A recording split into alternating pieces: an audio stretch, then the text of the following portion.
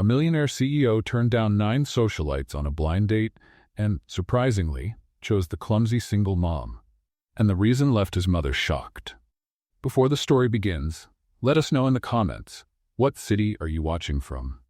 And at the end, don't forget to rate this story from 0 to 10. Enjoy the story. Seriously, this is never going to work, muttered Layla Parker as she stared at the glowing sign of the fanciest restaurant in Boston. Wearing a dress borrowed from her sister and holding her son Josh's hand, she sighed. This place probably has silverware I've never even seen in my life. This is the restaurant, replied her younger sister Riley, hiding her face behind the steering wheel.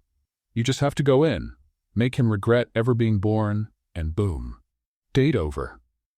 The plan was simple, or at least that's what Riley said.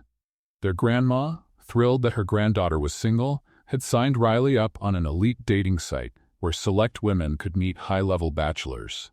Riley, who was allergic to commitment and 100% focused on her career as a makeup influencer, decided the date needed to crash and burn. And who better to do that than Layla, her loud, funny, spontaneous older sister who also happened to be a single mom. What if he actually likes me?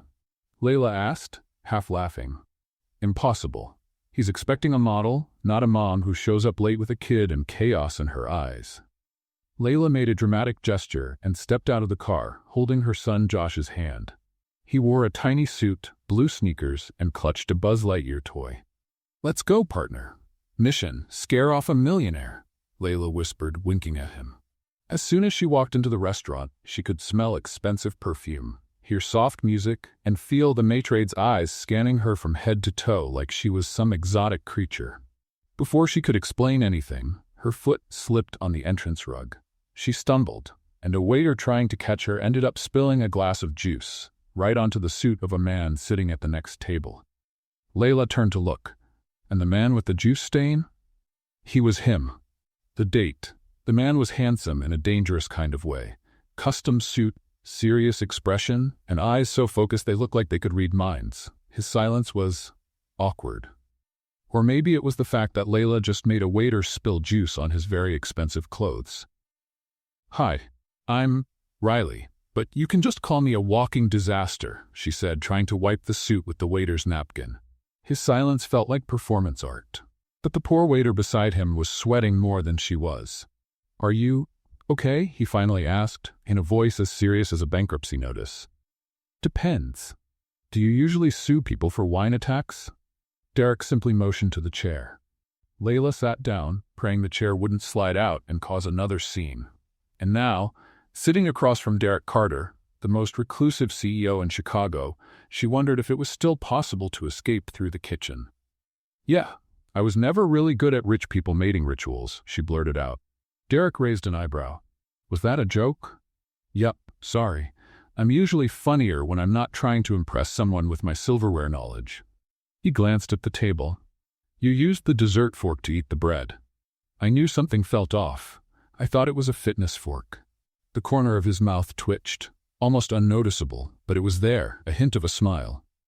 Josh, sitting next to Layla, was swinging his legs impatiently. Mom, he looks just like Uncle Bob when he's out of coffee. He's serious, sweetheart. He's a CEO. I think CEOs are made of seriousness and spreadsheets. Derek looked at the boy, curious. You're 5 years old? He asked. 5 years, 2 months, and 8 days. But I'm growing, okay? I can make popcorn all by myself. Layla's eyes went wide. Sweetheart, you don't. And I know when my mom's nervous, she talks fast and makes too many jokes, like now. Layla buried her face in her hands. Great. Why don't you tell him I snore and sneak chocolate cereal at night too? Josh grinned at Derek and leaned forward. Do you want to be my new daddy? The silence that followed was so thick you could have cut it with a butter knife. Layla froze. Josh. What? You're nice. You look like a cartoon hero and you make mommy blush. That's a good start, right? She was fully expecting Derek to get up and leave. But to her total surprise, he laughed. Really laughed. A low, genuine laugh, like it had been stuck somewhere deep in his chest for a long time. Layla froze. She'd never heard anything about him laughing. Not in interviews. Not online. Not even on Google Images. Well, that's new, he muttered, adjusting his jacket. What is? Laughing on a date, or laughing at all? Layla didn't know what to say. She wasn't there to impress anyone. And definitely not to get involved with a CEO who looked like he just stepped out of a luxury magazine. All she wanted was to make sure he gave up and ended this comedy of errors as quickly as possible. But now, with Derek laughing and Josh looking at the two of them like some kind of little Cupid, things were dangerously getting out of control. "Okay, time to be honest," she said, looking straight at him. "I'm not who you think I am. My name's Layla, not Riley. I came here in my sister's place because she didn't want to come. I have a son, this one, and I have nothing to do with this fancy world, all elegant and full of mysterious spoons." Derek stared at Layla for a few seconds. She took a deep breath, waiting for a lecture, but he simply said, "Thank you for coming." She blinked. "What? This was the best dinner of my week, maybe even my month." Josh smiled. "So, are you going to be my new dad?" Layla covered her face again. Derek just laughed. Again.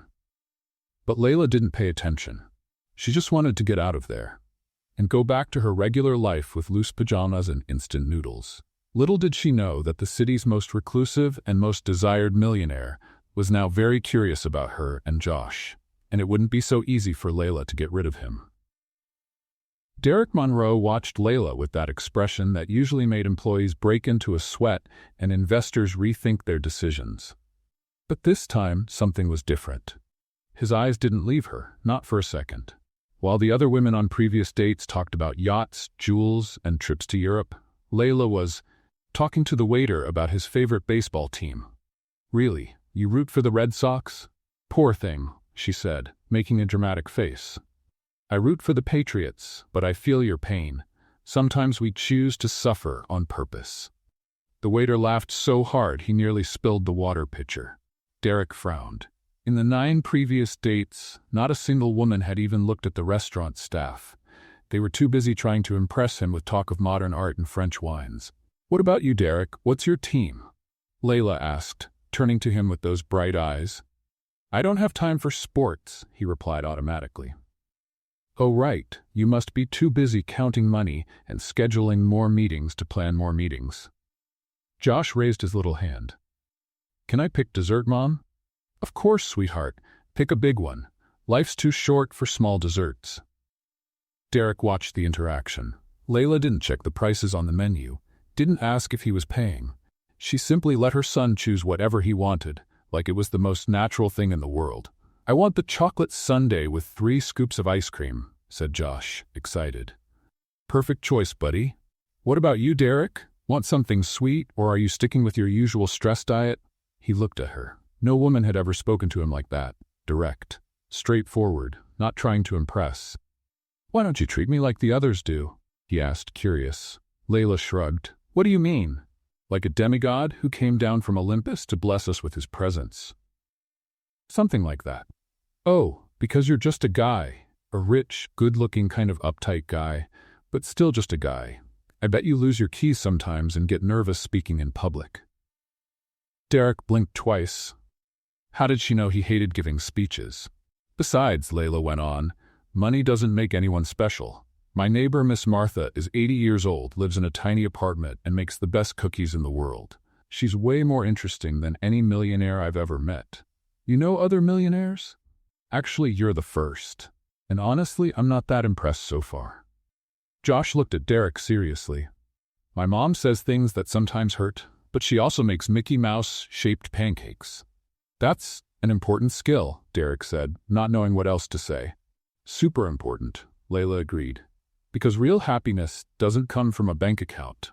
It comes from badly shaped pancakes on Sunday mornings and watching cartoons in pajamas." Derek felt something strange in his chest. When was the last time he watched TV? Or wore pajamas? Or did anything that didn't involve spreadsheets and reports? "You look sad," said Josh, tilting his head. "Like those business guys in movies who work too much and forget how to smile." "Josh," Layla said, trying to scold him, but she was laughing. "What? It's true. He looks like he hasn't played in a long time." Derek looked at the boy. 5 years old and already better at reading people than his 40-year-old advisors. "Playing isn't exactly productive," he said.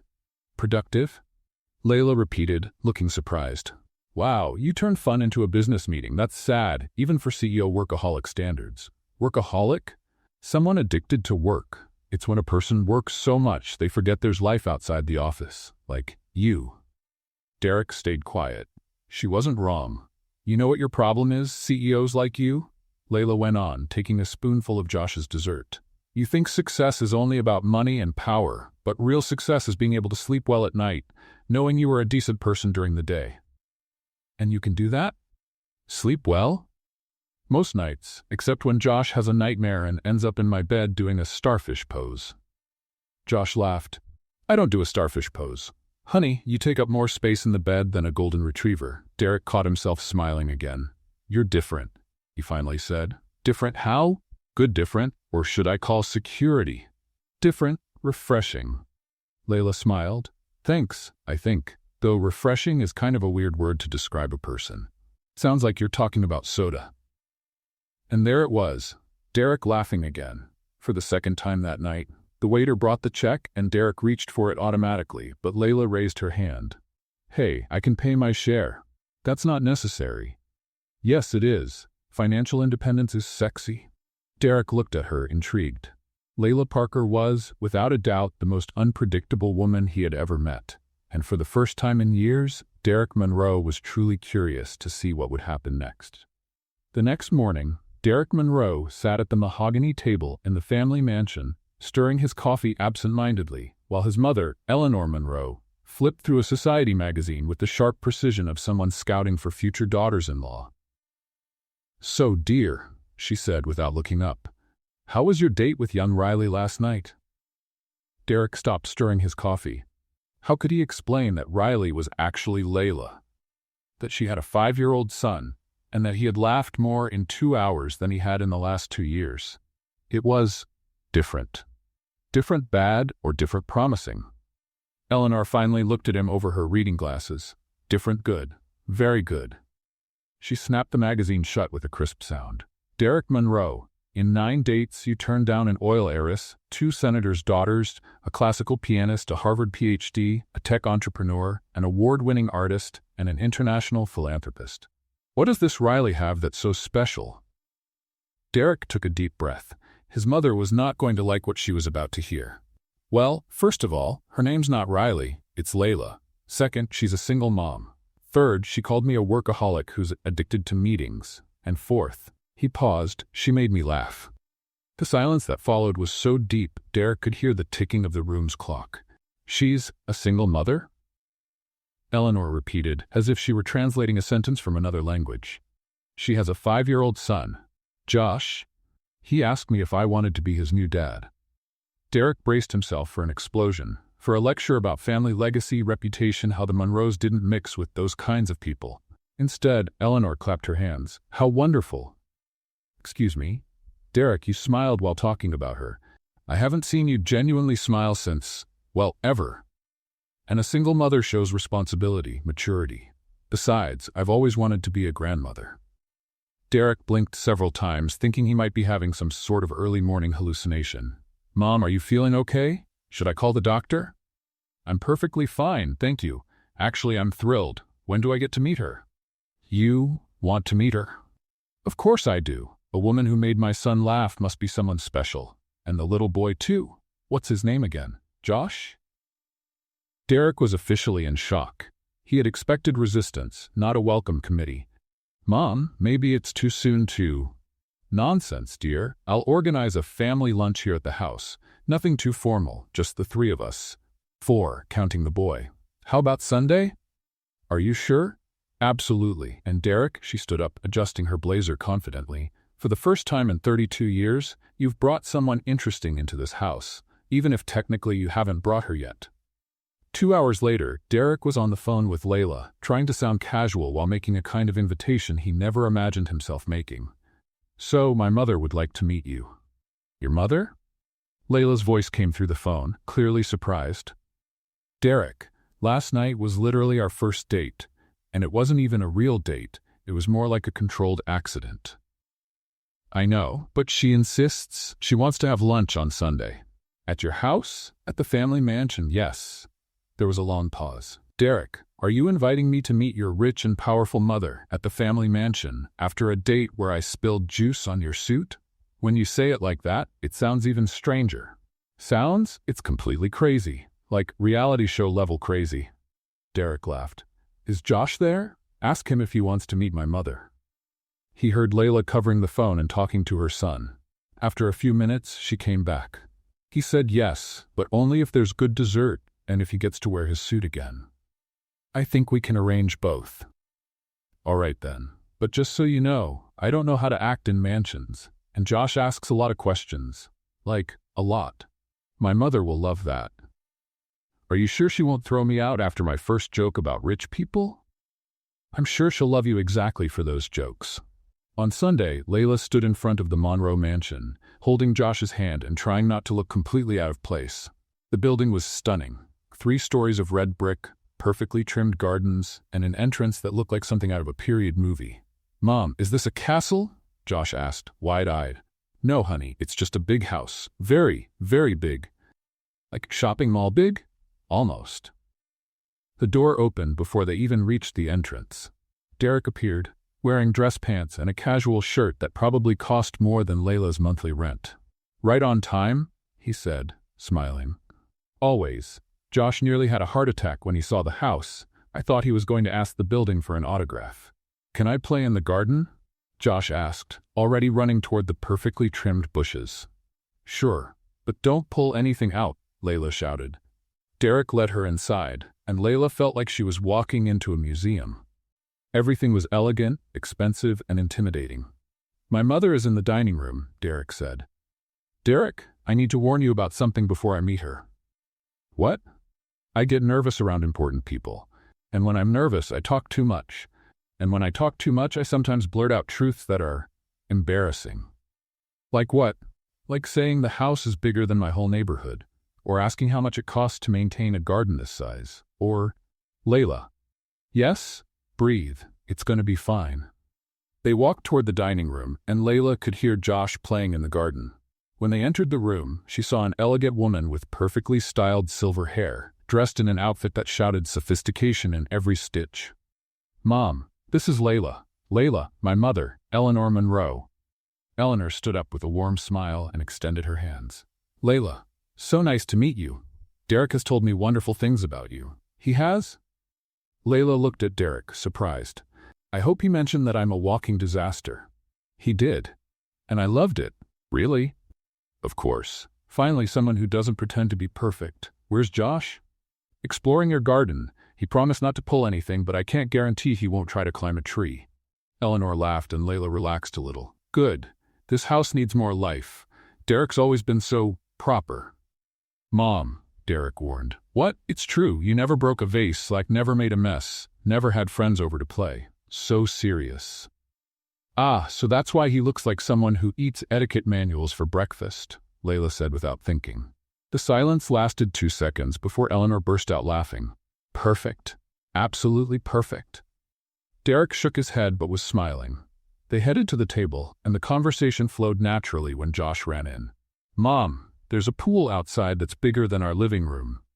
Josh, whisper when you're in someone else's house, Layla said. Nonsense, said Eleanor. Josh, would you like to see the library? It has books with pictures of dragons. Dragons? Really? As Eleanor took Josh to explore the house, Layla and Derek were left alone in the room. Your mother is surprising, said Layla. Not the reaction I expected, Derek admitted. And what reaction were you expecting? Honestly, that she'd politely ask you to leave. That could still happen. Lunch hasn't even started yet. Derek was about to reply when they heard footsteps at the entrance. Eleanor appeared at the door with Josh, but they weren't alone. A blonde woman, dressed in an expensive outfit and wearing an expression full of contempt, entered the room like she owned it. Derek, darling, what a surprise to find you here. Layla recognized the tone immediately. It was the same one saleswomen used with her in fancy stores, fake and condescending. Derek stiffened. Vivian? And this must be the replacement, Vivian said, eyeing Layla from head to toe. Layla felt the air grow heavy in the room. Lunch had definitely gotten a lot more interesting, and potentially disastrous. Derek, darling, I hope I'm not interrupting anything important, she said with a smile that didn't quite reach her eyes. Eleanor frowned. Vivian, I don't recall inviting you to lunch.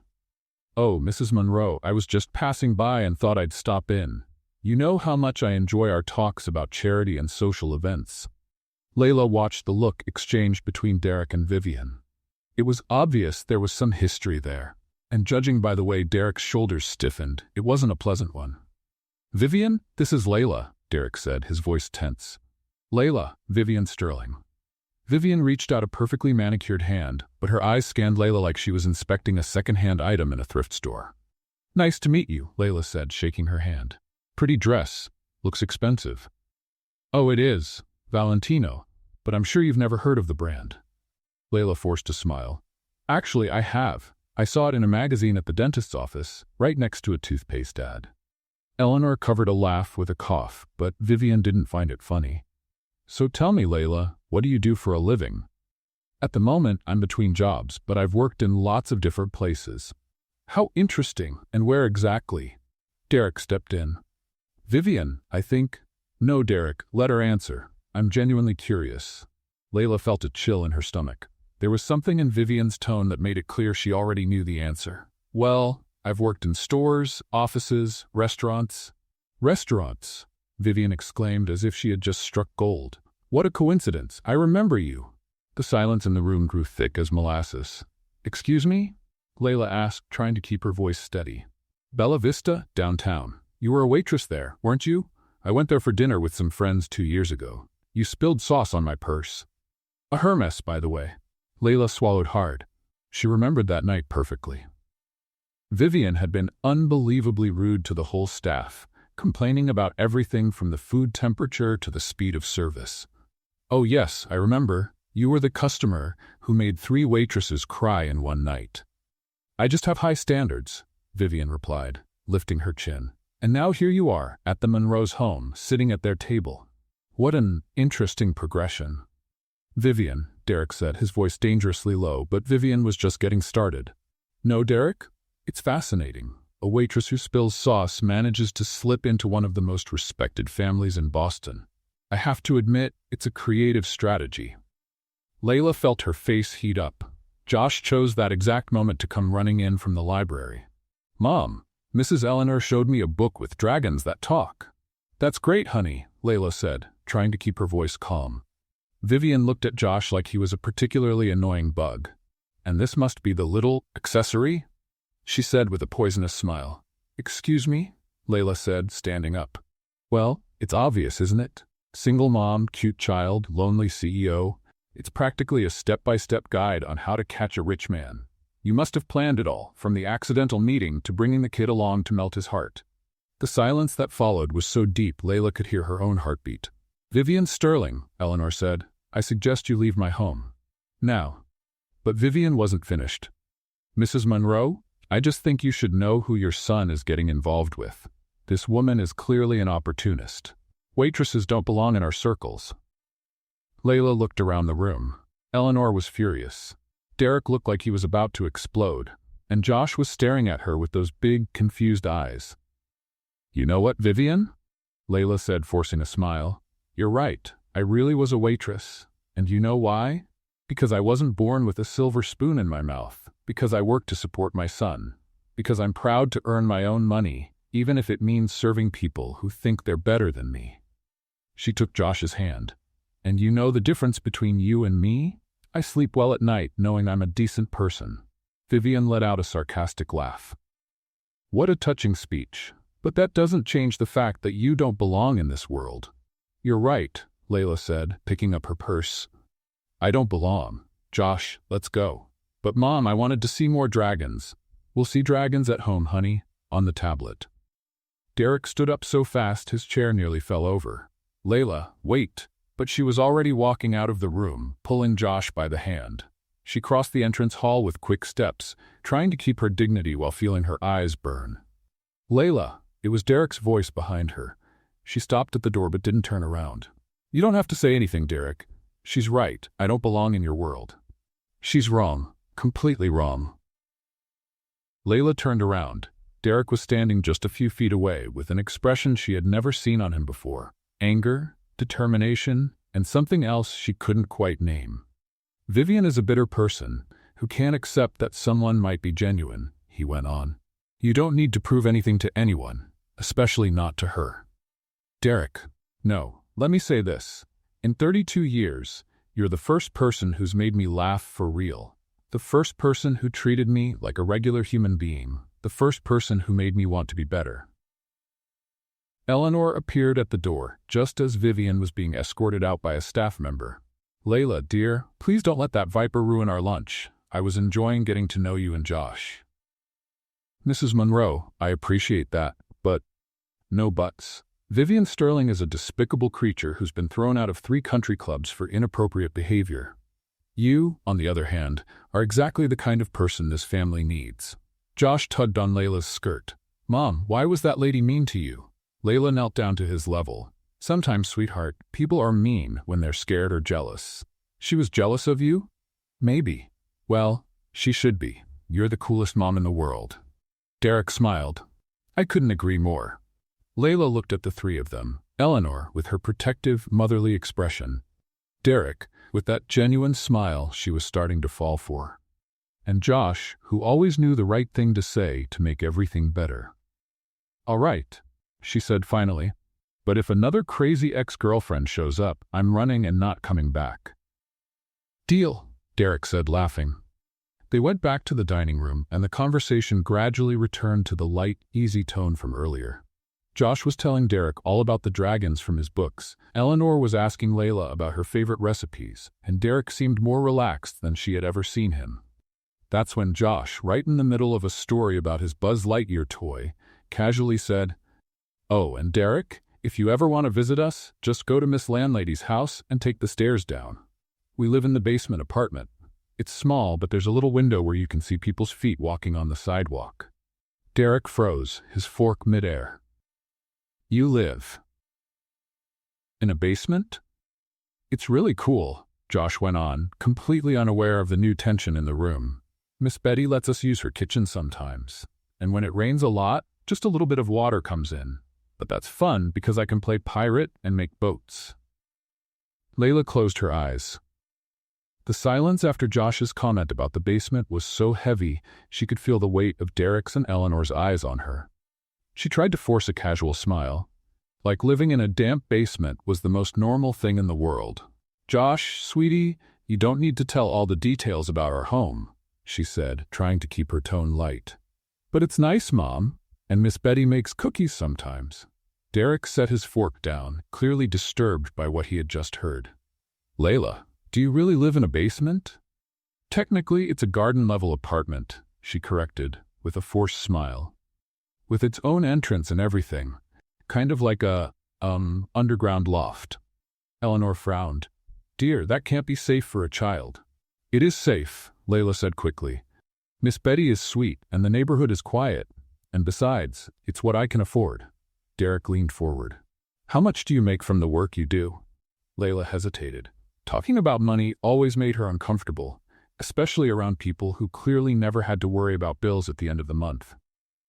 Well, I do a few gigs, work at events, sometimes help out in temporary offices, sell a few things online. It's enough to get by, you know? And living in the basement, the garden-level apartment, I don't pay much rent, so there's more left for the basics. Basics, Derek repeated, as if trying to understand a foreign concept. Food, clothes for Josh, school supplies, just normal stuff for regular people. Eleanor shook her head, visibly concerned. And your sister? The one who was actually supposed to go on the date? Does she live with you? Riley? Oh, no. She lives with our grandma. Grandma Helen has a big house and loves the company.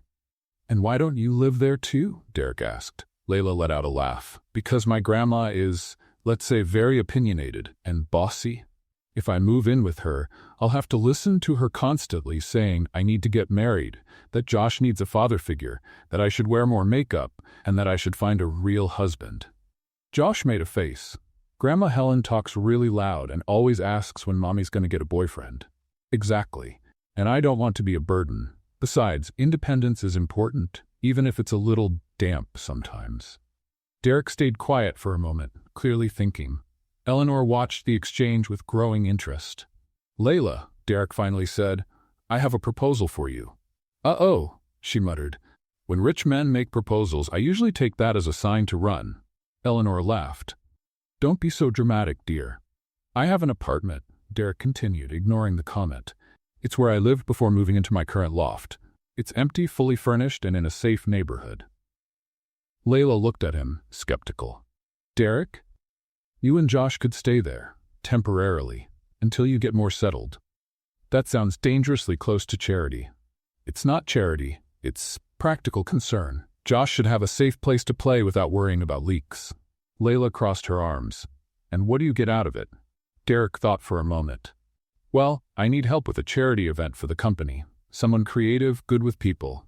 You could work with me on it. A real job. Paid. Oh, said Layla, relaxing a bit. So it would be a trade?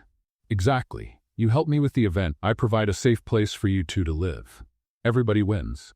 Josh clapped his hands. Can I have my own room? Josh? Layla scolded. Yes, you can, Derek said, smiling at the boy.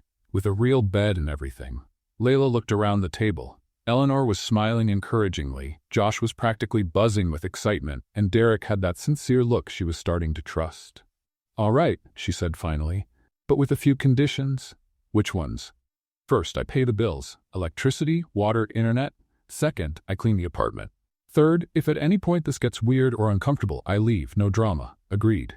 And fourth, she pointed her finger at him, no trying to save me or turn me into some fancy society lady. I am who I am. Derek smiled. I wouldn't change a thing about you. 3 days later, Layla was sitting in a conference room at Monroe & Associates, a room bigger than her entire old apartment. Derek had explained that the charity event was to raise funds for children's education programs, and she was going through past proposals. So, she said, flipping through the papers, you usually host fancy dinners where rich people give speeches about how important it is to help underprivileged kids? Basically, yes, Derek admitted. And does that actually work? Define work. Do people really care, or do they just want their photo in the paper? Derek stopped typing and looked at her. Are you always this direct? Always. It's a flaw, or a strength, depends on who you ask. I think it's a strength. Layla felt her neck warm up. Well, here's my opinion. You need to stop doing boring events. No one connects emotionally with numbers on a spreadsheet. And what do you suggest? A fair, with games, fun activities, good food. Bring the kids you're trying to help. Let people meet them in person. Derek leaned forward, interested. Go on. Set up stations where the kids can show what they're learning.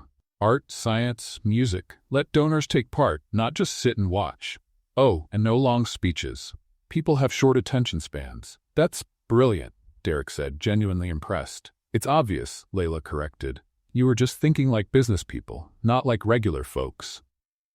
They spent the whole afternoon planning.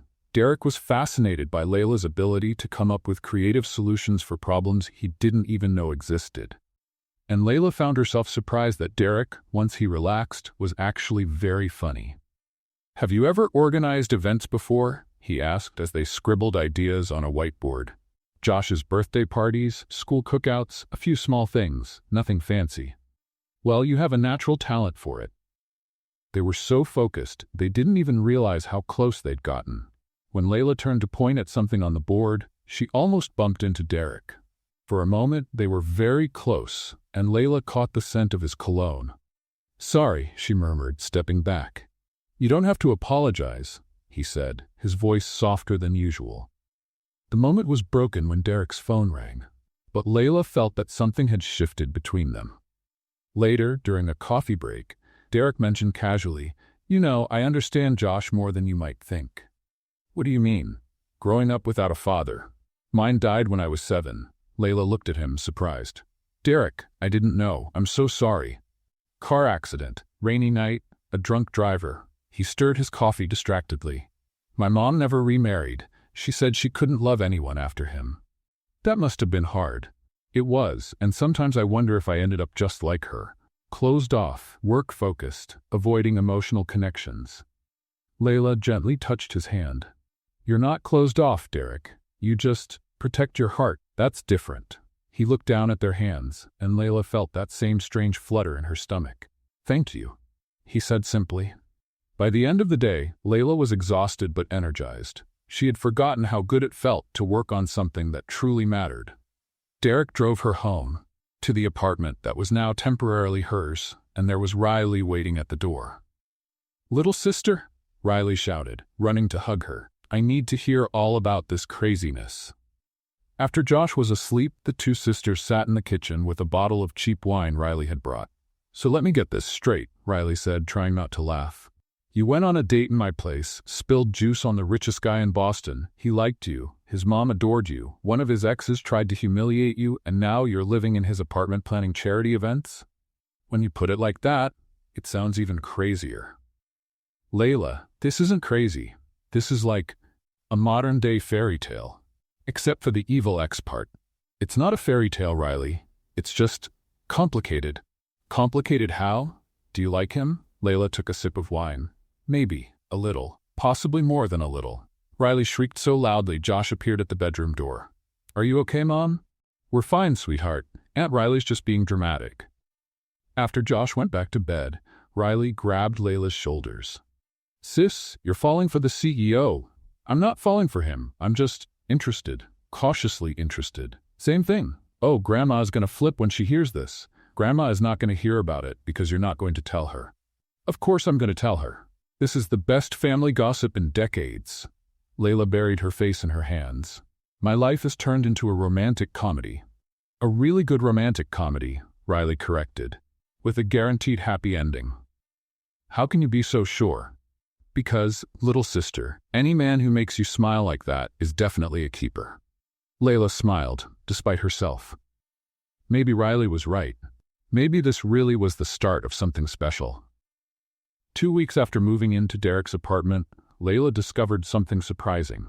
The most serious CEO in Boston had a hidden talent for building pillow forts. No, Josh," Derek said, with the seriousness of someone negotiating $1 million deal. "The couch pillow goes on the bottom. If you put it on top, the whole structure will collapse." "But I want it to be really tall," Josh protested, waving a smaller pillow. "Tall is good, but stable is better. Look, I'll show you." Layla watched from the kitchen, trying not to laugh, as Derek, wearing a $3,000 suit, crawled across the living room floor explaining engineering principles to a 5-year-old. "You know," she said, stepping into the doorway with 3 glasses of juice, "when you offered the apartment, you didn't mention it came with child-friendly architecture services." Derek looked at her, hair tousled, with a genuinely happy expression. "Josh is a demanding client. He wants a fort that's also a spaceship. And a castle," Josh added seriously, "and a superhero base." "Of course," Layla said, sitting down on the floor with them. "Basic requirements for any good structure."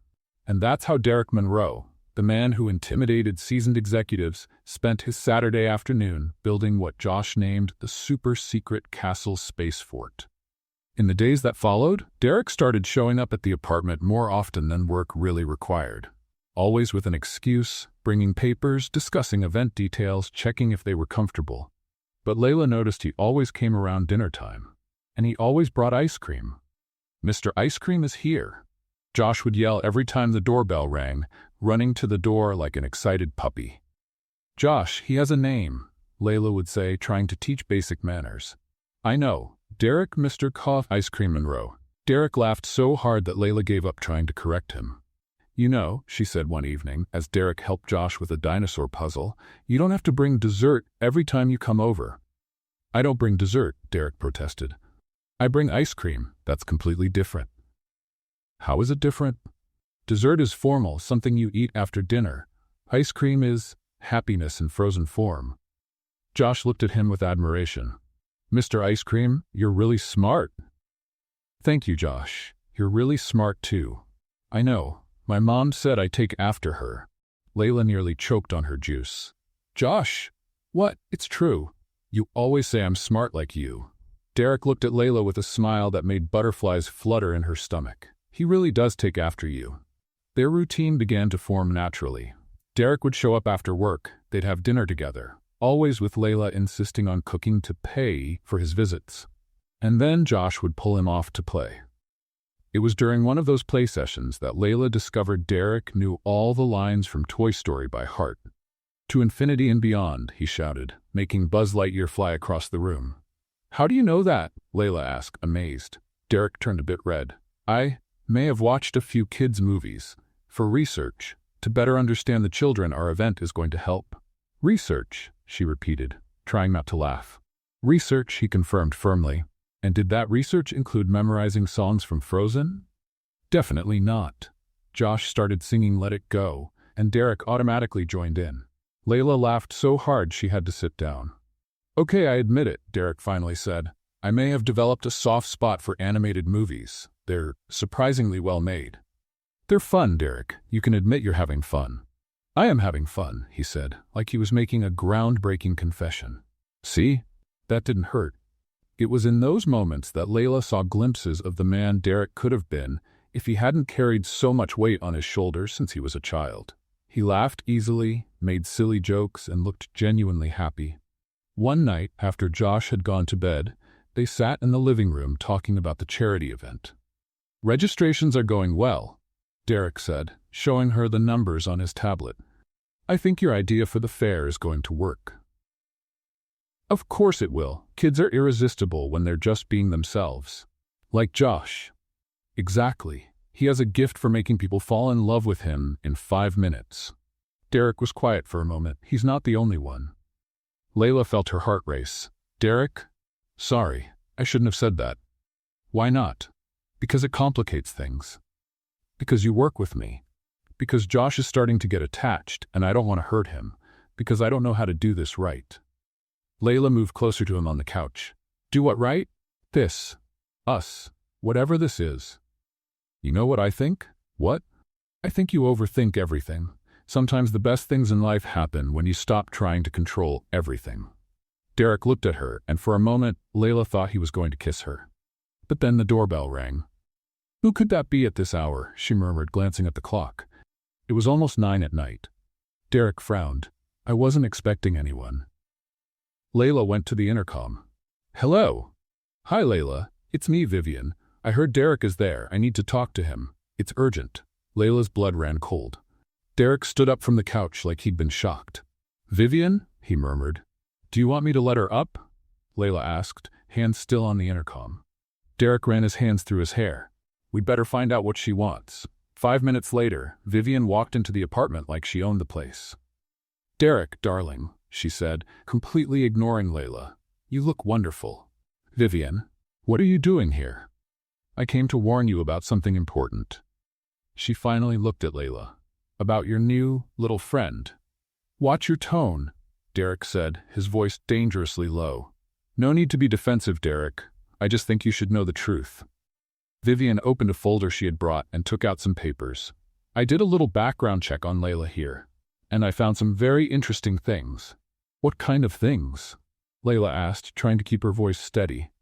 Well, for starters, you looked up Derek online before your date. You saw pictures, read articles about the family's fortune. You knew exactly who he was. Derek looked at Layla, confused. Is that true? Yes, but it wasn't. And more, Vivian went on, clearly enjoying the effect of her revelations. You have a history of relationships with older, financially stable men. That's not true, Layla protested. Isn't it? What about Michael Patterson? Divorced, owns an accounting firm. You dated him for 6 months. Layla felt the ground disappear beneath her feet. How do you? I have resources, dear, and the conclusion is obvious. You're using Josh to manipulate Derek's feelings. It's a classic setup. Derek was looking at Layla like he didn't know her. Vivian, that's ridiculous, he said, but there was uncertainty in his voice. Is it? Then why didn't she say she already knew who you were? Why did she bring her son on the very first date? Because she's a clever opportunist. Layla felt tears burning in her eyes. Derek, you know that's not true. But his expression had changed. The doubt was there now. Vivian smiled triumphantly. I thought you should know, Derek. And with that final blow, she left the apartment, leaving Layla and Derek in a devastating silence. The silence in the apartment was so heavy, Layla could hear the ticking of the kitchen clock. Derek stood in the middle of the room, hands in his pockets, wearing an expression she had never seen before. Distant, cold, calculating. So, he said finally, is it true you looked me up before the date? Layla took a deep breath. Lying now would only make things worse. Yes, it's true, but it wasn't. And you didn't think it was important to mention that? Derek, let me explain. Explain what, Layla? That you knew exactly who I was from the start? That you pretended to be surprised when you found out I was the CEO? It wasn't like that. Then how was it? Layla felt frustration rising in her throat. When Riley told me about the date, yes, I did look you up. Anyone normal would. You think I'd meet a complete stranger without knowing anything about him? I have a child to protect. But you pretended you didn't know me, because I didn't know you. Seeing a picture online isn't the same as knowing someone, Derek. I looked you up expecting to find some arrogant playboy I could scare off in 5 minutes. Instead, I found you. Derek shook his head. And what about Michael Patterson? Was Vivian right about him too? Layla sighed. Michael was my boyfriend 2 years ago. Yes, he was older and financially stable. You know why? Because I'm a single mom and I have to think about stability for my son. So you have a type. A type? Derek, I dated Michael because he was a decent man who treated Josh well, not because he had money. And you know how it ended? He wanted me to stop working and be a submissive housewife.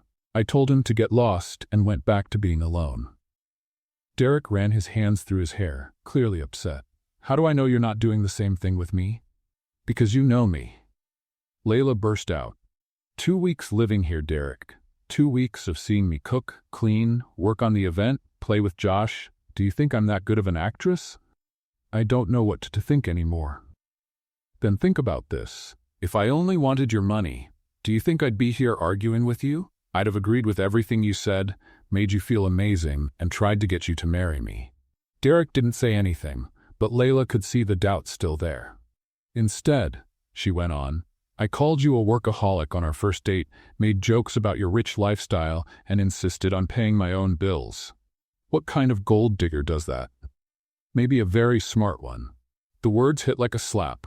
Layla felt the air leave the room. Wow, she said, her voice tight. So that's what you really think of me. Derek realized he had gone too far, but his wounded pride held him back. Layla, I didn't mean, yes you did, and you know what? Maybe Vivian is right, maybe I really don't belong in your world. That was when Josh appeared in the bedroom doorway, rubbing his eyes and holding his Buzz Lightyear. Why are you yelling? He asked sleepily. Layla and Derek looked at each other, realizing the argument had gotten louder than they thought. We're not yelling, sweetheart, Layla said, trying to soften her voice. Go back to bed. But Josh was too smart to be fooled. He looked at Derek with big, confused eyes. Mr. Ice Cream, are you mad at Mommy? Derek knelt down to the boy's level. No, Josh, I'm not mad. Then why are you talking like people on TV when they're getting divorced? The innocent question hit them both hard. Layla felt tears welling in her eyes. Josh, Derek and I are just friends. Friends sometimes disagree. But you're crying, the boy said, walking over to Layla. And Mr. Ice Cream looks sad. Derek looked at Josh and then at Layla. For a moment, his expression softened, but then he remembered Vivian's words about the evidence and that feeling of being deceived. Josh, he said, standing up, I have to go now. Are you coming back tomorrow? The boy asked, hopeful. Derek hesitated. I don't know. Josh started to cry. Not the dramatic kind of crying kids do when they want something, but quiet, heartbreaking tears, the kind that come when you're losing something important. You don't like us anymore? He asked, clinging to Derek's leg. It's not that, Josh. Then why don't you want to play with me anymore? Did I do something wrong? Layla knelt down and hugged her son. You didn't do anything wrong, sweetheart. Sometimes adults make things more complicated than they need to be. Derek looked at the two of them, his heart breaking, but stubbornness and pain still winning. I have to go, he said, grabbing his coat.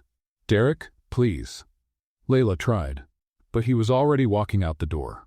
Layla stayed on the floor, holding Josh, listening to Derek's footsteps echoing down the hallway. When the elevator doors closed, she finally let the tears fall. Mommy, did we make Mr. Ice Cream leave? Josh asked between sobs. No, honey. Sometimes people leave not because we did something wrong, but because they're scared. Scared of getting hurt, scared of trusting, scared of loving. That night, after Josh finally fell asleep, Layla stayed up packing. She couldn't stay in that apartment any longer. It was clear that Derek believed Vivian's lies, and she wasn't going to stay where she wasn't welcome. Meanwhile, Derek was in his loft, staring at the wall, trying to understand why he felt so empty. He had made the right decision, hadn't he? Protected himself from someone who might be using him? Then why did it feel like he had just lost the most important thing in his life? He tried to work, but couldn't focus. He turned on the TV, but every channel seemed to be showing kids' shows. He tried to sleep, but all he could hear was Josh's voice asking if he'd come back tomorrow. Derek Monroe, the CEO who never showed weakness, found himself crying for the second time in his adult life. The first time had been at his father's funeral. This was much worse. The next day, while Derek was trying to return to his regular routine at the office, Eleanor Monroe was at the family mansion receiving an unexpected visitor. The man at the door was thin, nervous, and holding a worn leather briefcase. "Mrs. Monroe? My name is Robert Chen. I'm a private investigator. I need to speak with you about a job I did for Vivian Sterling." Eleanor invited him in, intrigued. "About what exactly, Mr. Chen?" "About Layla Parker, and about how I was pressured to exaggerate some information." Eleanor sat down in the armchair, suddenly very interested. "Go on." Robert opened the briefcase with trembling hands. "Vivian Sterling paid me to look into Layla Parker's life. I did find some real information, like her past with Michael Patterson and the fact she looked up your son online.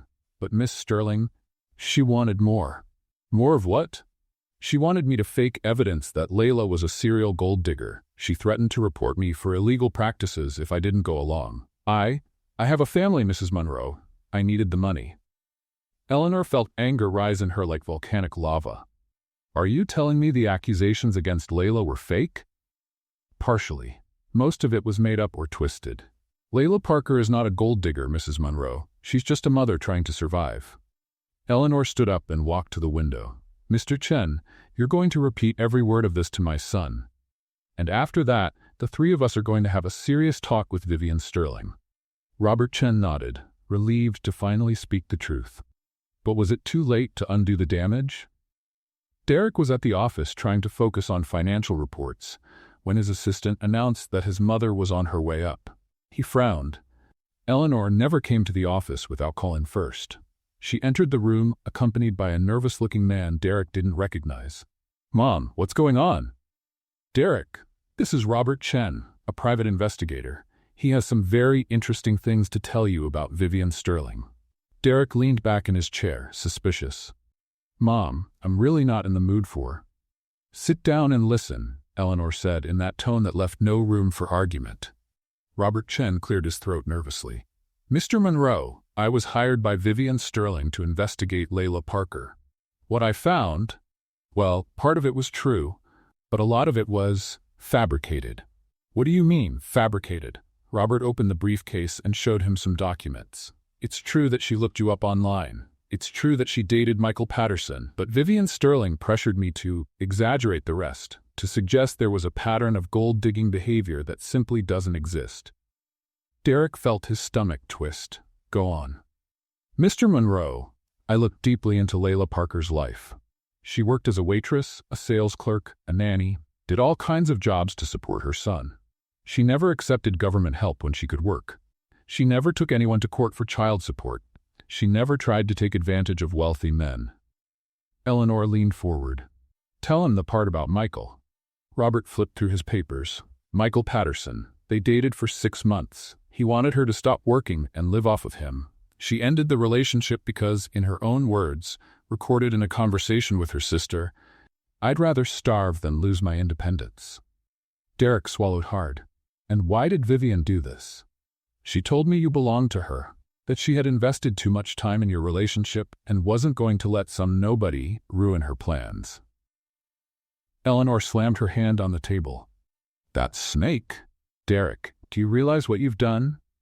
Derek ran his hands over his face. I messed everything up." "Messed up? You destroyed it.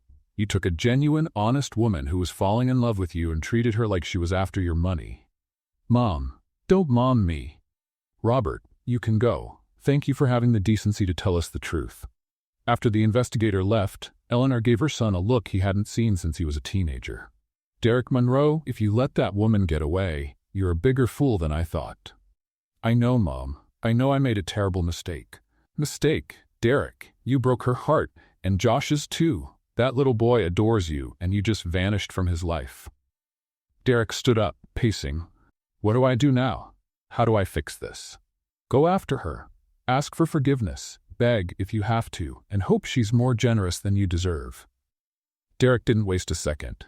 He left the office like it was on fire and drove straight to the apartment, the one he had offered to Layla and Josh. When he got there, he ran up the stairs 2 at a time. He knocked on the door, called Layla's name, but there was only silence. He used the spare key he had kept. The apartment was empty. Not just empty of people, empty of life. The furniture was all there, but the toys Josh used to leave in the living room were gone. The crayon drawings on the fridge were gone. Layla's scent was no longer in the air.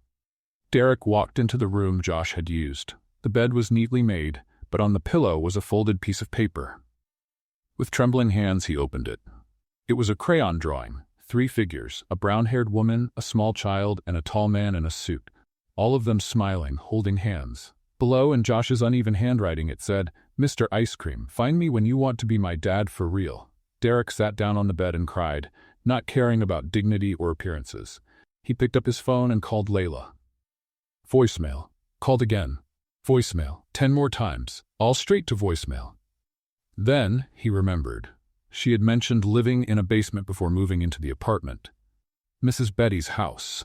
Derek jumped up and drove to the address listed in the company files. It was a modest neighborhood with small, well-kept homes. He found house number 847 and went down the stairs to the basement entrance. He knocked. Nothing. Knocked again. Harder. Still nothing. "Can I help you?" Derek turned around. A gray-haired woman stood at the back door of the main house. "Mrs. Betty?" "That's me. Who's asking?" "I'm Derek Monroe. I was a friend of Layla and Josh's. Are they home?" Mrs. Betty's expression changed immediately. "Oh, so you're the famous Mr. Ice Cream." "Yes, Are they here?" "No, dear. They left yesterday morning.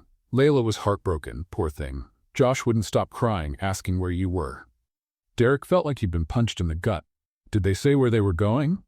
"Layla mentioned going back to her grandmother's house in Springfield. Said Boston had too many bad memories." "Springfield, 2 hours away." "Thank you, Mrs. Betty." "Young man," she called out as he was already climbing the stairs, "I don't know what happened between you two, but that girl loves you. And Josh, that little boy talks about you like you're some kind of hero." Derek nodded, unable to speak. He got back into his car and drove straight to Springfield, calling his office on the way to cancel all of his appointments for the day. When he arrived in town, he realized he had no idea where to find Layla's grandmother. Springfield wasn't exactly a big city, but it was still large enough. He stopped at a gas station and asked the attendant if he knew a Parker family. Parker. Oh yes, Mrs. Helen Parker? Lives on Maple Street. Yellow house with a white picket fence. Everybody knows Mrs. Helen. Derek thanked him and followed the directions. The house was exactly as described. Yellow, with a spotless white fence and a garden that looked like it belonged in a magazine. He parked in front and sat in the car for a few minutes, rehearsing what to say. "Sorry for being a jerk" seemed like a good start. Derek stepped out, straightened his tie, and walked to the front door. He took a deep breath and rang the bell. Footsteps approached, and the door opened to reveal a short, elderly woman with white hair and sharp eyes. "Can I help you?" "Mrs. Parker, my name is Derek Monroe. I'm looking for Layla and Josh." The woman's expression shifted to something between curiosity and suspicion. "Are you the CEO who broke my granddaughter's heart?" Derek swallowed hard. "Yes, ma'am. And I'm here to try and fix what I broke." Layla's grandmother looked him up and down like a general inspecting soldiers. "All right," she said finally, and to Derek's surprise, she opened the door and invited him in. Grandma Helen Parker led Derek through the living room, filled with family photographs and furniture that clearly held decades of memories. "Have a seat," she said, pointing to a floral-patterned couch. "Coffee?" "Yes, please," Derek replied, trying to process the situation. Layla's grandmother was more intimidating than any executive he'd ever dealt with. "So," Helen said, returning with 2 cups, "you're the man who made my granddaughter cry for 3 days straight."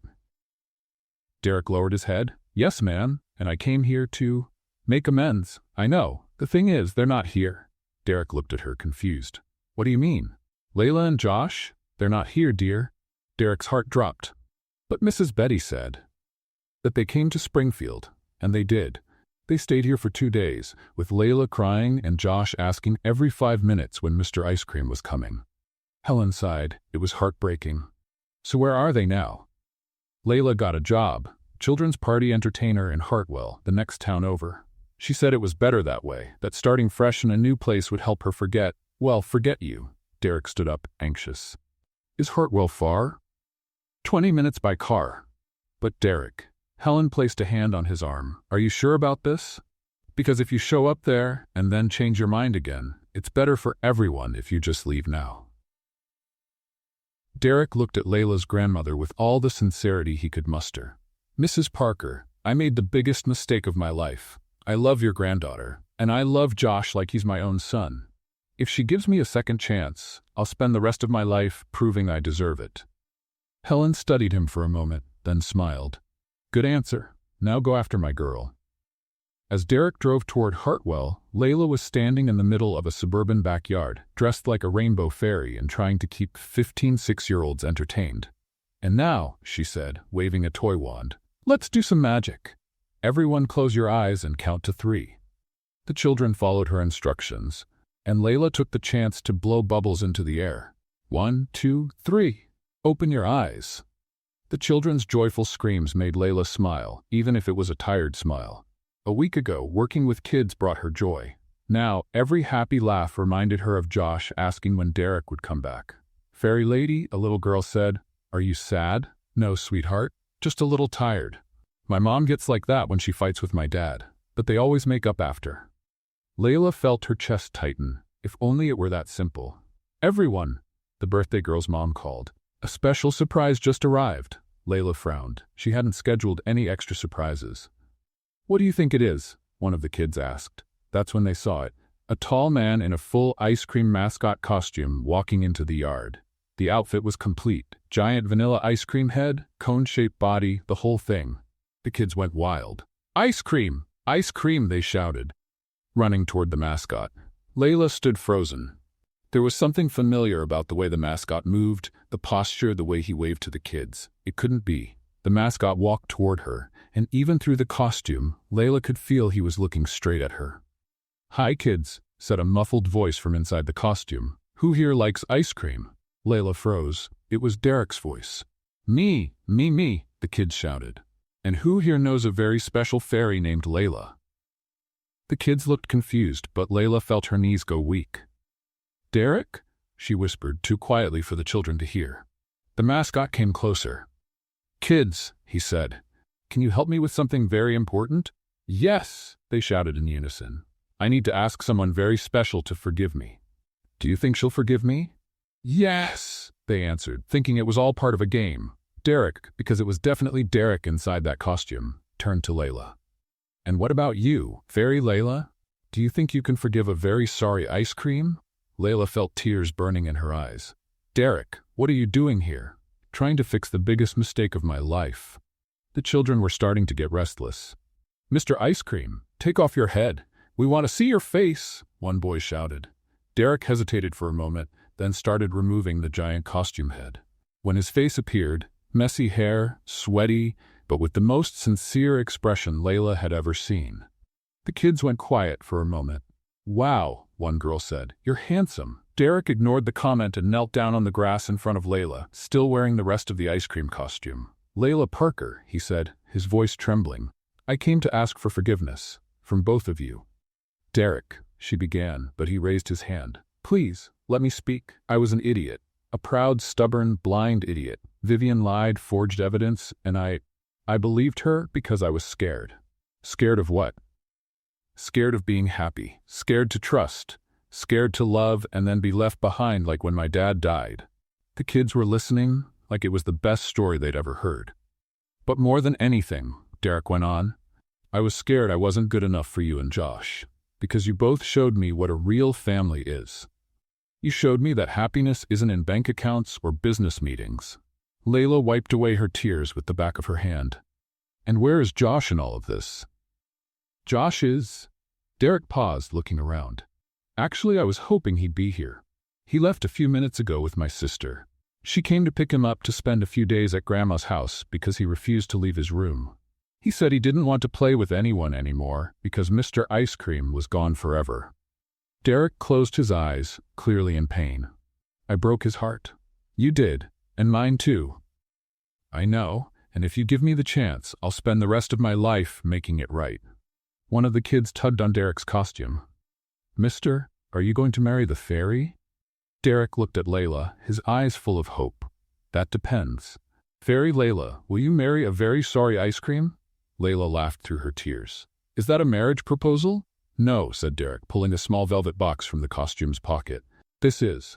The kids screamed with joy as Derek opened the box, revealing a simple but beautiful ring. Layla Parker, will you marry me? And let Josh call me his real dad?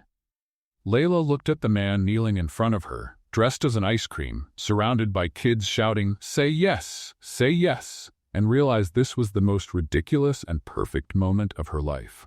Only if you promise never to doubt me again. I promise. And if you promise we'll have ice cream for breakfast at least once a month, I promise. And if you promise to be the best dad in the world for Josh. I promise, Derek said, his voice breaking with emotion. Layla held out her hand. Then yes, I'll marry you. The children erupted in celebration as Derek slipped the ring on Layla's finger and kissed her in the middle of the yard, still dressed as a giant ice cream cone. Now, said Layla, when they pulled apart, let's go get Josh. He needs to know Mr. Ice Cream came back. The return to Grandma Helen's house was epic. Derek was still wearing the ice cream costume when they walked in, and Josh, who was sitting sadly on the couch watching cartoons, jumped up like he'd seen a ghost. Mr. Ice Cream, he shouted, running into Derek's arms with so much force he almost knocked him over. Hey buddy, Derek said, hugging Josh like his life depended on it. I missed you. You came back. You really came back. Mom said you had left forever. I'm never leaving again, Derek promised. In fact, I came to ask you something very important. Josh pulled back, curious. What? Derek knelt down again. Josh, will you let me be your real dad? The boy looked at Layla, who was smiling through her tears, then back at Derek, then at the ring on his mother's finger. Really? Like, real dad? With a certificate and everything? Derek laughed. With a certificate and everything. Can I call you Dad instead of Mr. Ice Cream? You can. But can I still call you Mr. Ice Cream sometimes? Anytime you want. Josh jumped into Derek's arms again. Yes! I'm gonna have a dad. Grandma Helen was watching the scene from the kitchen doorway, wiping her eyes with her apron. Well, she said finally, I think you two better take off those silly costumes and celebrate properly. I'm making a special dinner. A week later, they were back in Boston. Derek had insisted they stay at the Monroe mansion until the wedding, and Eleanor was over the moon organizing everything. Sweetheart, she said to Layla at breakfast, what do you think about white and pink flowers for the decoration? I think anything will look nice, Eleanor. Honestly, I just want to marry your son. The rest is just decoration. So practical. Derek, you chose well. Derek smiled, spreading jam on Josh's toast. Dad, Josh said, can I bring Buzz Lightyear to the wedding? Of course, buddy. He'll be our ring bearer. That's when Derek's phone rang. It was his PR advisor, clearly in a panic. Derek, you need to see the news. Right now. What happened? Someone leaked the whole story to the press. The blind date, Layla, Josh, the engagement. It's all over the media. Derek turned on the kitchen TV and tuned in to the local news channel. In a surprising twist, CEO Derek Monroe, heir to the Monroe fortune, is engaged to a single mother who works as a children's party entertainer. Oh no, Layla murmured. The report continued, showing footage of Layla working at the party. Someone had recorded the proposal, old pictures of her as a waitress, and even images of the apartment where they had lived. Sources suggest the relationship may have been a carefully planned scheme, considering the social class gap between them. That's ridiculous, Derek exploded. But the worst was still coming. The phone wouldn't stop ringing, reporters asking for interviews, acquaintances pretending to be concerned, and the comments on social media. Layla, Derek said, turning off his phone for the 10th time, don't read anything online. Why? Is it that bad? Eleanor, who was scrolling through her tablet, made a face. Sweetheart, maybe it's better if you don't. But Layla had already grabbed the tablet. Gold digger traps millionaire CEO using child as bait, she read out loud. Seriously? Using a child as bait? What kind of person says that about a kid? Josh, who was playing on the floor, looked up. Mom, what's a gold digger? It's someone who… Ah, honey, it's just people saying nonsense. Derek was visibly furious. This has to stop. Now, he called his advisor. Schedule a press conference for this afternoon. I'm setting the record straight. Derek, are you sure? That's going to bring even more attention. I'm sure, and I want the whole family there. That afternoon, the press room at Monroe & Associates was packed. Reporters, photographers, TV cameras, it felt more like a circus than a press event. Derek walked in with Layla, Josh, and Eleanor. Layla was nervous but tried to stay calm. Good afternoon, Derek began, standing behind the microphone. I called this conference to address some false information that's been circulating about my personal life. Mr. Monroe, a reporter shouted, is it true that Miss Parker knew who you were before the first date? Yes, it's true. And you know why? Because she's a responsible mother who does research on people she's going to meet, something any parent should do. But Mr. Monroe, another reporter pressed, doesn't the social class difference raise questions about her intentions? Derek took a deep breath. You want to know about Layla Parker? I'll tell you. She's a woman who worked as a waitress, a sales clerk, a babysitter, a party entertainer, any honest job to support her son. She's never asked anyone for financial help. She made me laugh for the first time in years. She taught me that family isn't about money. It's about love. Layla felt tears in her eyes. And more importantly, Derek continued, looking straight into the cameras, she and Josh are my family, and I will protect my family from anyone who tries to harm them. The reaction in the room was instant. Derek Monroe, the famously private CEO, had just called a single mother and her child my family on national television. Mr. Monroe, a journalist shouted, are you confirming the engagement? Derek held Layla's hand. I'm standing here confirming that I've found the two most important people in my life. And if that bothers anyone, that's your problem, not ours. Josh, who had been sitting quietly next to Eleanor, suddenly got up and ran to the microphone. Can I say something? Derek bent down to his level. Of course, buddy. Josh stepped up to the microphone. My daddy Derek is really cool. He builds pillow castles and knows all the songs from Frozen, and he makes my mommy laugh. So stop saying bad things about him. The room burst into awes and laughter. Even the most cynical journalists smiled. In the days that followed, the public reaction was surprisingly positive. Social media was filled with comments supporting the cutest couple of the year and the prince who chose love. But not everyone was happy about it. A week later, Layla was at the company office, working on the final details for the charity event, when she got an urgent call. Layla, you need to come to the warehouse now, said Tom, the events supervisor. There's been an accident. When she arrived, she found a devastating scene. All the event decorations were destroyed, popped balloons, torn banners, supplies scattered across the floor. What happened here? She asked, horrified. We don't know, Tom said, avoiding her gaze. But, Layla, I've got bad news. What bad news? The board decided it's better if you don't coordinate the event anymore. With all this media attention, they think your presence might distract from the charity's mission. Layla felt like she had been punched. They're firing me? It's temporary, just until things settle down. Layla looked around at the wrecked warehouse, tears burning in her eyes. Someone had deliberately sabotaged her work, and now she was being punished for falling in love with the wrong man. Or maybe, with a man who was too right. Layla walked out of the ruined warehouse with a mix of anger and determination she hadn't felt in years. She drove straight to the Monroe mansion, where she found Eleanor having tea in the garden. Eleanor, I need your help, she said, her eyes still red. Sweetheart, what happened? You look heartbroken. Layla told her about the sabotage and the dismissal. Eleanor listened quietly, but her expression grew more furious by the minute. Those cowards, she exploded. Firing you because of media attention? As if that's your fault. Eleanor, the event is tomorrow. They'll either cancel everything or turn it into one of those boring dinners they always do. The kids who are looking forward to it will be so disappointed. Eleanor stood up, determined. No, they won't. We're going to make this event happen. How? We don't have decorations. We don't have company approval.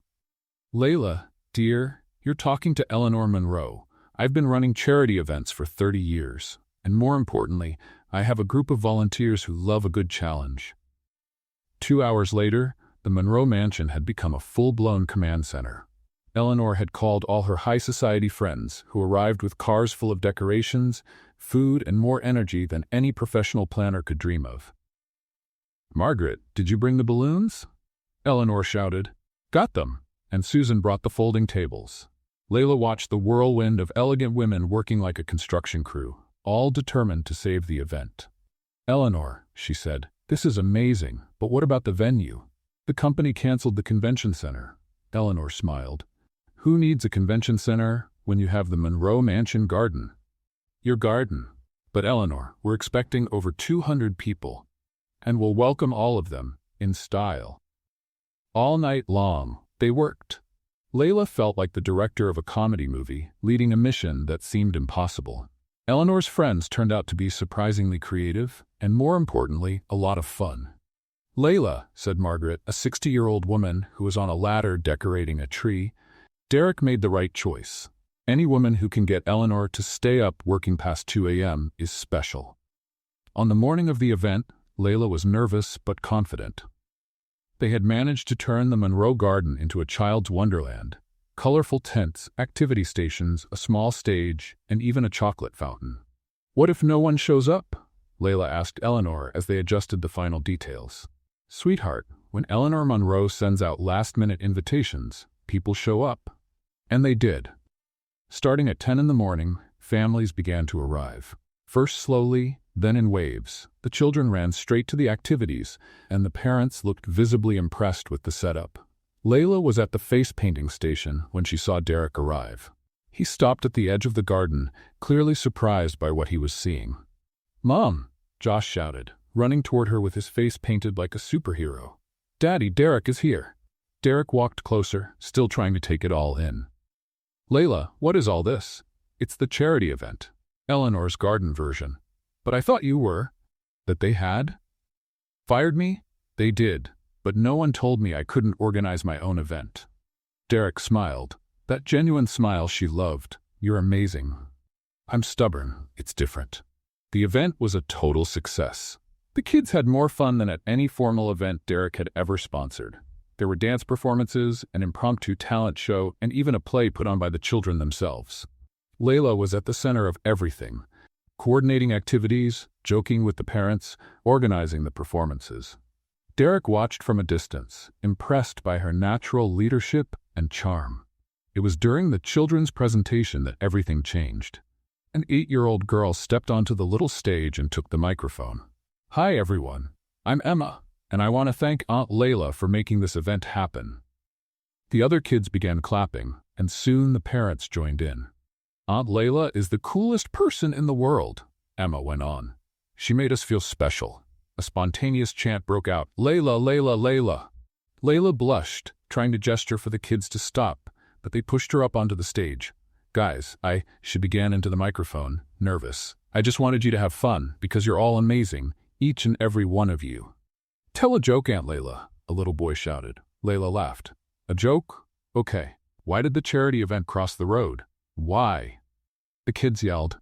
"To get to the other side." "Of generosity." The kids laughed like it was the funniest thing they'd ever heard. "You know," Layla continued, more at ease, "I'm not rich. I don't have a mansion or fancy cars. But today, you made me feel like the richest person in the world." That was the moment Derek couldn't stand still anymore. He walked up to the stage, climbed the steps, and gently took the microphone from Layla's hands. "Excuse me," he said to the crowd, which immediately quieted down. "My name is Derek Monroe, and I need to say something." Layla looked at him, confused.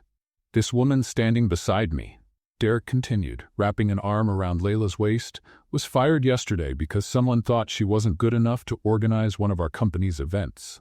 Whispers of indignation spread through the crowd. "Well, I have news. As of today, Layla Parker no longer works for Monroe & Associates." Layla felt her heart drop. She is now the executive director of the new Parker Monroe Foundation, dedicated exclusively to children's events, with an unlimited budget and full independence. The crowd erupted in cheers and applause. Layla stared at Derek, speechless. Derek, what are you doing? I'm investing in the most talented woman I've ever met, and I'm showing everyone that when you mess with my family, you mess with me. He turned back to the crowd. And one more thing. Layla Parker, will you marry me, right here, right now, in front of all these wonderful people? The garden went completely silent for 2 seconds, then exploded in the loudest cheer Derek had ever heard. Layla laughed, cried, and shouted, "Yes," into the microphone. And that's how the most spontaneous and heartwarming proposal of the year went viral online, with more than 10 million views in 24 hours. 5 months later, Layla was hiding behind a tree in Boston's Central Park, peeking at her own wedding celebration and trying not to laugh at the scene in front of her. "Eleanor, the chairs are crooked," shouted Margaret, the same lady who had helped with the charity event. "Margaret, darling, it's a wedding in the park, not a military graduation," replied Eleanor, overseeing everything with the precision of a general. "But the photos will look terrible." "The photos will look authentic, much better." Layla watched the two women argue over the arrangement of the colorful plastic chairs scattered across the lawn. Derek had insisted that the wedding be just like them, simple, fun, and full of children. "Lam, are you hiding from your own party?" asked Riley, appearing beside her in a light pink dress and low heels, the only concession she had made to wedding protocol. "I'm not hiding. I'm observing strategically." "Aha, and what's your strategy?" "Not tripping over the dress, not crying off my makeup, and making sure Josh doesn't release the rings too early." Riley laughed. "He's super nervous. He's been practicing his speech for a week." "Josh is giving a speech?" "You didn't know?" Derek taught him. "Apparently, it's going to be about how he got a dad and how you two are the best team in the universe." Layla felt her eyes fill with tears. "Oh no, it hasn't even started yet, and I'm already crying." "Hey," Riley said, holding her sister's shoulders, "you deserve this. After everything you've been through, you deserve a fairy tale ending." "It's not a fairy tale, Riley. It's better. It's real." Derek appeared on the other side of the park, wearing a light gray suit and talking with the pastor they'd chosen, a young, easygoing man who officiated outdoor weddings. "Wow," Riley murmured. "Your fiancé looks... wow." "Stop staring at my husband," Layla said, laughing. "He's not your husband yet, and I can look, I just can't touch." "Will you two stop hiding?" Eleanor shouted from a distance. "We've got a wedding to start."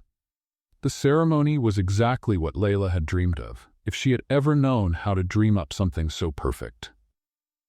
The colorful chairs were filled with an eclectic mix of guests. Suited executives sitting next to children from the foundation in their best clothes, high society friends chatting happily with Layla's co-workers, and in the middle of it all, Grandma Helen, wearing a bright purple hat and a smile that lit up the entire park. Josh sat in the front row, holding a little pillow with the rings tied on with colorful ribbons, practicing his official ring-bearer stance. "Now remember," Eleanor said, as she took her place beside the pastor, "I hand the rings to Josh, and Josh gives them to the pastor. That's it." "What if I drop them?" Josh asked, nervous. "Then we pick them up and keep going," Derek said, kneeling beside him. "Weddings are about love, not perfection." The music began. Not the traditional wedding march, but a whole new world from Aladdin, Josh's personal choice, which Derek had approved instantly. Layla appeared at the end of the makeshift aisle, and Derek felt like he was seeing her for the first time. Her dress was simple, white, knee-length, with short sleeves and a cut that made her look beautiful without being flashy. But it was her smile that took his breath away. She walked down the aisle alone, because she had insisted, "I don't need to be given away. I know exactly where I want to be." When she reached the small altar, Derek took her hands. "Hi," he said simply. "Hi," she replied. "You ready for this?" "Born ready." The pastor smiled. "Dear friends, we're gathered here today to celebrate not only the union of Derek and Layla, but the creation of a family. A family built not by chance, but by choice, by love, and by an impressive amount of ice cream." Laughter rippled through the park. "Derek," the pastor continued, "would you like to say your vows?"